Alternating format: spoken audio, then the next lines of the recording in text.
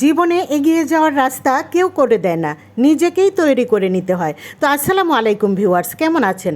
আশা করি আল্লাহ পাকের রহমতে অনেক ভালো আছেন। আলহামদুলিল্লাহ আমরাও ভালো আছি।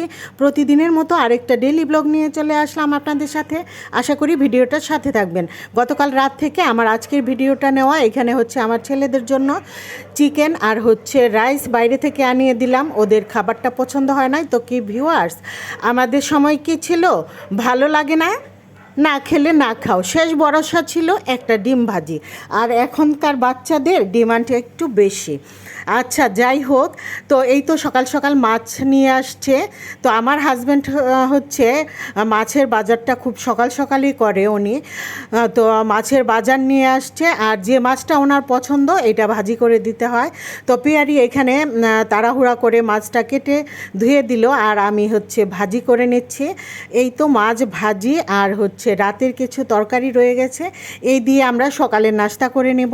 তারপর হচ্ছে অন্যান্য কাজে চলে যাব। তো অন্যান্য কাজে চলে যাওয়ার আগে এখানে হচ্ছে একটা কাঁঠাল ভেঙে নিচ্ছি। কাঁঠালটা হচ্ছে আমার বড় বাজান আমার সাথে হেল্প করছে কাঁঠাল ভাঙায়। দেখা যায় যে ও কাঁঠাল যখন ভাঙি তখন এইখান থেকে উঠে সে কাঁঠাল খাবে, এটা হচ্ছে তার কাঁঠাল খাওয়ার নিয়ম। তাই কাঁঠাল পাকলে আমি কখনো ও বাসায় না থাকলে ভাঙি না, ও যখন বাসায় থাকবে ওকে সাথে নিয়ে আমি ভেঙে দিই, এখন ও এখান থেকে উঠে খাবে। তো এইভাবে খেতে ও পছন্দ করে। তারপর এই তো কাঁঠাল ভেঙে তাকে দিয়ে তারপর আমি অন্যান্য কাজে চলে যাব, রান্নাবান্নায় চলে যাব। এখনও দুপুরের রান্নাবান্না শুরু করিনি। তো দুপুরের রান্নাবান্নায় প্রথমেই আমি আজকে চিংড়ি মাছ ভুনা করে নিয়েছি। মাছগুলো একটু ভেজে নিয়ে তারপরেই তো মশলা দিয়ে পেঁয়াজ দিয়ে মাছটা ভুনা করে নিয়েছি। আর কিছু চিংড়ি মাছ দিয়ে আমি কাঁঠালের বিচি, চিংড়ি মাছ, তারপর ডাঁটা দিয়ে একটা তরকারি রান্না করব। কাঁঠালের সিজনে এই তরকারিটা খেতে আমার বেশ ভালো লাগে। তো ভিউয়ার্স, কে কে আপনারা এই তরকারি খান, কার কার দেশে বা পছন্দ করেন কাঁঠালের বিচি আর ডাঁটা দিয়ে চিংড়ি মাছ?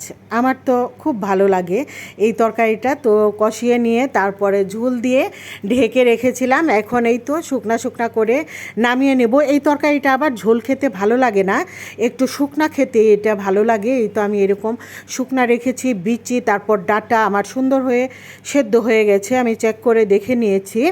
নামিয়ে নিয়ে এখন হচ্ছে এই তো কচুরলতি আর কাঁঠালের বিচি ডাঁটা দিয়ে আরেকটা তরকারি রান্না করব। এটা হচ্ছে চাপা শুটকির তরকারি। এটা দিয়েও কাঁঠালের বিচি দিয়ে ভালো লাগে খেতে, কচুরলতি দিয়ে।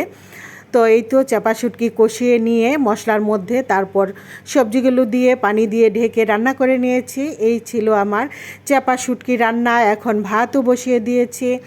এখন হচ্ছে ভাত পেয়ারির কাছে দিয়ে এখন আমি একটু কাঁঠাল খাবো বসে বসে। তো এই যে চাপা শুটকির তরকারিটাও কিন্তু আমি শুকনা শুকনা রেখেছি, এটাও ঝোল খেতে ভালো লাগে না। এই যে এরকম একটু শুকনা থাকবে তরকারিটা। আর হচ্ছে আগের দিনের চিকেন রয়ে গেছে, বসে বসে একটু কাঁঠাল খাবো। এই ছিল ভিডিও। আল্লাহ হাফেজ।